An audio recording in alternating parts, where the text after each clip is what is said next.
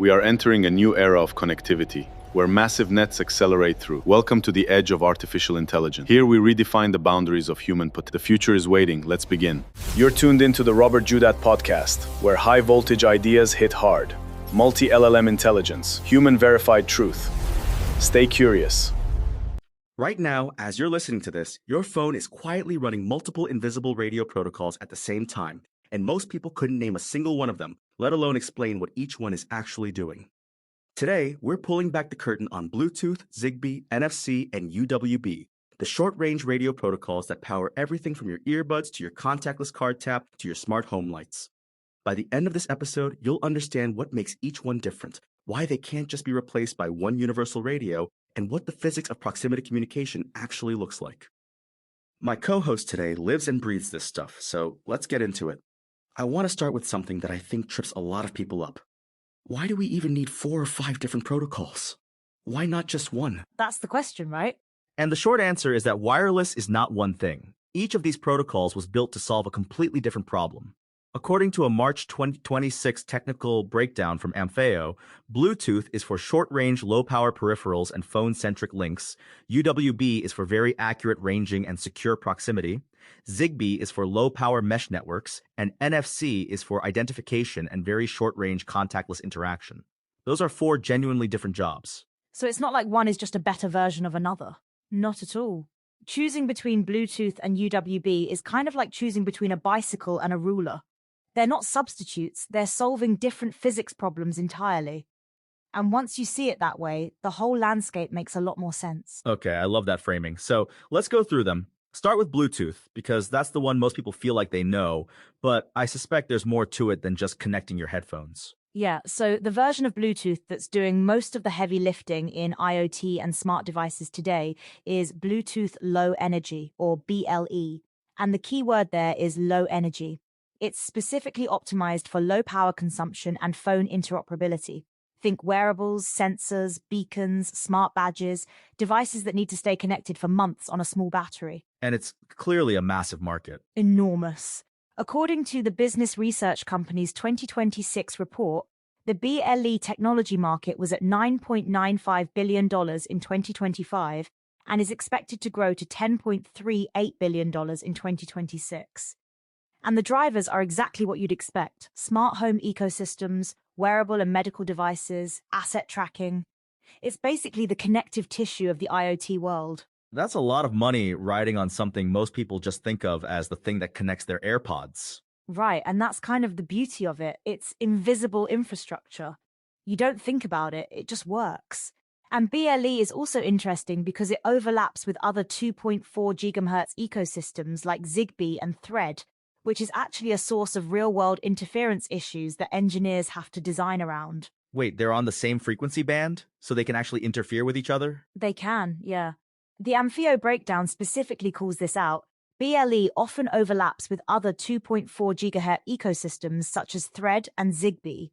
It's one of the practical headaches of deploying dense smart home setups. You've got multiple protocols all competing for the same slice of spectrum.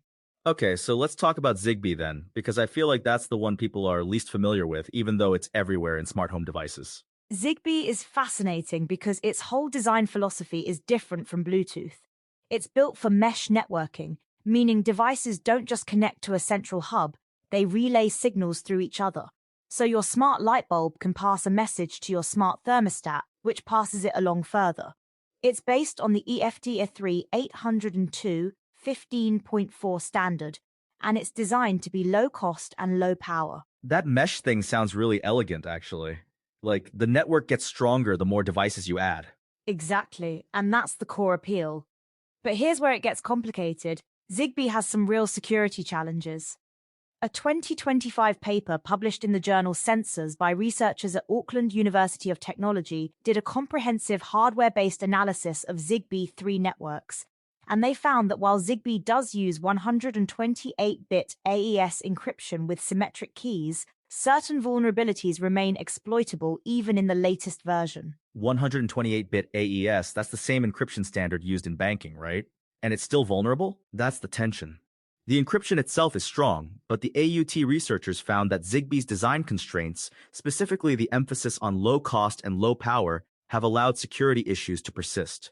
They identified three core problems: vulnerabilities in how symmetric keys are secured, the impact of compromised keys on network confidentiality, and susceptibility to denial of service attacks.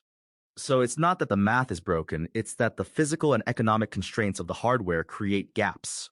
Exactly. You can have a theoretically secure protocol and still have real-world exploits because the devices running it are cheap, low power, and can't afford the computational overhead of more robust security implementations.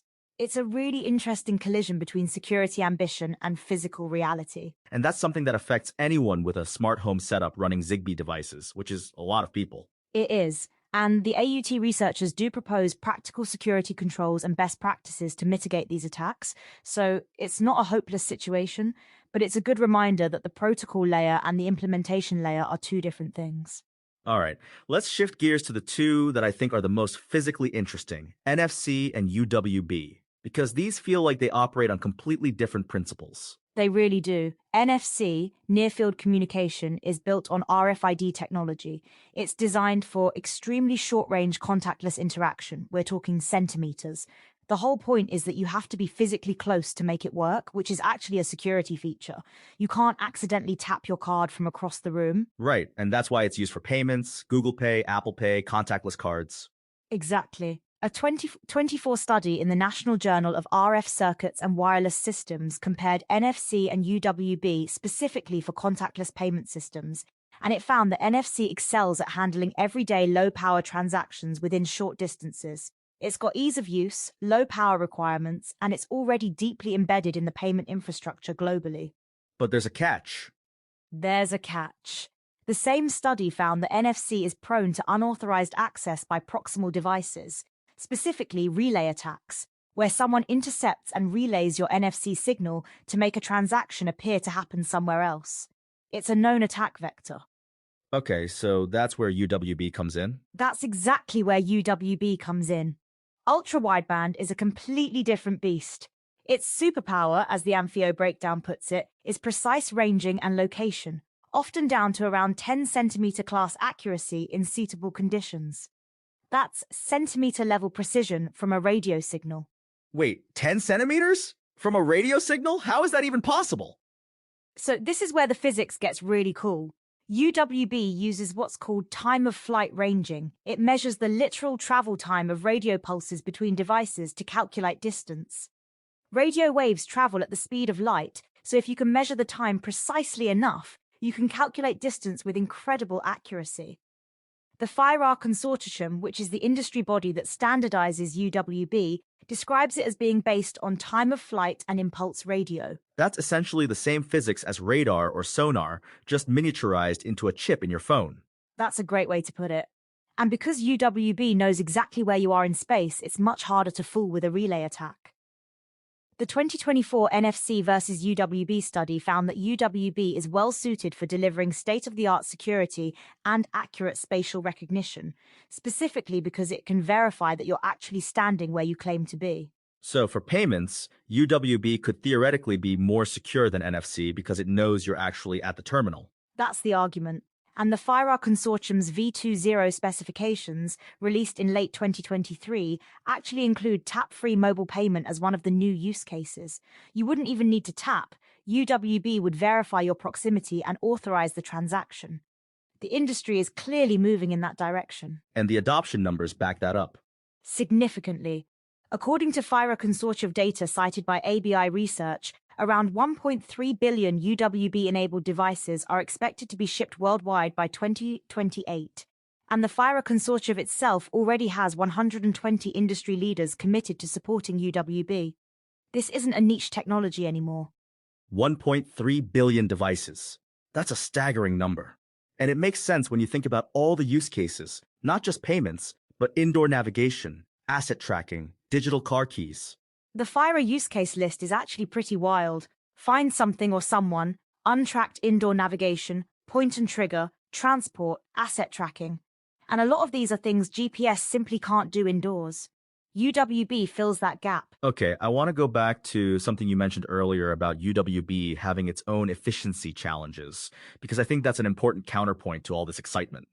Yeah, it's not all smooth sailing. A 2025 dissertation from the University of Houston on UWB network efficiency found that as the number of users increases, issues like low link reliability and reduced network throughput degrade performance. And interestingly, UWB-equipped nodes actually rely on Bluetooth Low Energy for neighbor discovery to reduce energy consumption, which means you need BLE running alongside UWB anyway. So these protocols aren't just coexisting, they're actually dependent on each other in some deployments. Right, and that's a really important nuance. The Amphio breakdown notes that some chips now combine several of these technologies in one device. The design goals are still very different, but the hardware is converging. The Aliro access control specification, for example, is designed to use UWB, BLE, and NFC together, all three working in concert for a single use case like unlocking a door. That's kind of mind-bending. Your phone unlocking a door is actually 3 different radio protocols negotiating with each other in real time. And doing it in milliseconds, invisibly. That's the direction everything is heading. Multi-protocol systems where each technology contributes what it's best at. NFC for the initial handshake, BLE for the low-power background connection, UWB for the precise location verification. There's also something really interesting happening with NFC specifically that I want to make sure we cover, the batteryless angle. Oh, this is one of the most exciting developments in the whole space. A 2024 survey published in the Journal of Low Power Electronics and Applications by researchers at the University of Essex identified batteryless NFC as an emerging development that combines power and data transmission into a single carrier. So the NFC signal itself powers the device and transfers data simultaneously. So the device doesn't need a battery at all. It harvests power from the radio signal. Exactly. The University of Essex researchers say this will significantly influence the trajectory of short-range communication. Think about what that means for medical implants, environmental sensors, packaging tags, devices that need to communicate but can never have a battery replaced. It's a genuinely transformative capability. That's almost like wireless charging and data transfer happening on the same signal at the same time. That's essentially what it is. And it's a good example of how these protocols are still evolving. They're not static. The underlying physics allows for innovations that weren't practical even a few years ago. Let's zoom out for a second. When you look at the data rate hierarchy across all these protocols, it's pretty striking how different they are. The comparison from Pixmartin's April 2026 wireless technology breakdown lays it out clearly. Data rate goes Wi-Fi at gigabits per second at the top, then UWB, then Bluetooth, then Zigbee, then RFID, then LoRa at kilobits per second at the bottom. And for positioning accuracy, UWB is at centimeter level, Bluetooth and Wi-Fi are at meter level, and LoRa is just coarse positioning. So UWB is actually faster than Bluetooth for data transfer and more accurate for positioning. Why isn't it just replacing Bluetooth? Cost and range. The Pixmartin comparison notes that UWB has higher cost and shorter range as its key limitations, under 50 meters. Bluetooth covers 10 to 100 meters depending on the version and is significantly cheaper to implement. For connecting your headphones or a fitness tracker, UWB's centimeter-level precision is complete overkill and not worth the cost. Right. You don't need to know your earbuds are exactly 23 centimeters from your ear. Exactly. And that's the whole point. Each protocol is optimized for its specific job. Zigbee's extremely low power consumption makes it perfect for a mesh of 50 smart home sensors that need to run for years. BLE's phone interoperability makes it perfect for wearables. NFC's physical proximity requirement makes it perfect for payments. UWB's spatial precision makes it perfect for access control and indoor navigation. And the smart home market is only going to make all of this more relevant. The numbers on smart home adoption are pretty wild. They really are. The business research company's 2026 BLE report cites data from GreenMatch showing that as of 2023, around 5.3 million households in the UK, roughly 19.7% of all homes, used smart home products. And that number is projected to rise to nearly 98.8% of all homes by 2027. That's essentially universal adoption within a few years. 98.8%. That's almost every home. And every one of those homes is going to be running some combination of these protocols. And that's why understanding the differences actually matters for regular people, not just engineers. When your smart home setup has interference issues, or your contactless payment gets declined, or your car's digital key doesn't work, knowing which protocol is responsible and why gives you a real leg up in troubleshooting or even just in making informed purchasing decisions. There's also a broader point here about the University of Essex research. They note that short-range wireless technology is now used in sectors from lighting to medical to industrial. This isn't just consumer gadgets. Right. The University of Essex survey specifically mentions wireless payments in shops, door access in schools, and TV remotes at home as examples, but also lighting, medical, and industrial applications. The same physics that lets you tap your card at a coffee shop is also being used in hospital equipment and factory automation. Which makes the security conversation around Zigbee even more important. If these protocols are running in hospitals and factories, the stakes of those vulnerabilities are a lot higher than someone messing with your smart lights. That's a really important point. The AUT researchers specifically framed their Zigbee 3 security analysis as guidance for secure IoT deployments broadly, not just consumer smart home setups.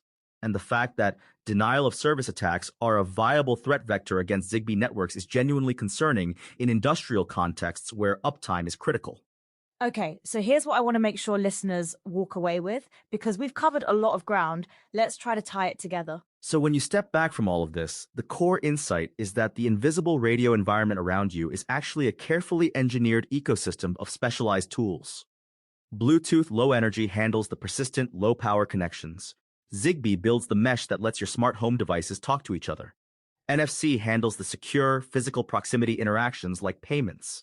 And UWB is the new kid that knows exactly where everything is in space. And they're increasingly working together rather than competing. Exactly.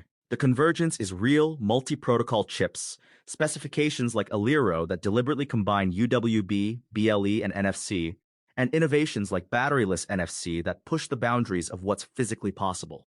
The future isn't one protocol to rule them all. It's intelligent orchestration of all of them. And the market data backs that up. BLE growing steadily, UWB heading toward 1.3 billion devices by 2028, smart home adoption approaching near universal levels. These aren't niche technologies. They're the infrastructure of daily life. And the physics underlying all of them, the trade-offs between range, power, data rate, and accuracy, those aren't going away. Every new protocol has to make the same fundamental choices. Understanding those trade-offs is what lets you see through the marketing and understand what a technology actually does. Here's what I keep coming back to. We started this episode by saying, your phone is running multiple invisible radio protocols right now. And by the end of it, you actually know what each one is doing and why.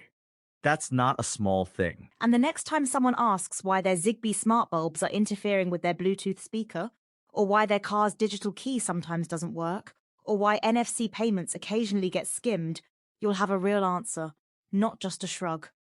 The next time you tap your card, unlock your car with your phone, or your earbuds connect the moment you open the case, you'll know there's a whole physics problem being solved in milliseconds, invisibly, by a protocol that was specifically designed for exactly that job. Thank you for listening to Robert Joodat Podcast. Subscribe to be notified of the upcoming episodes. Available on Spotify and all other major platforms.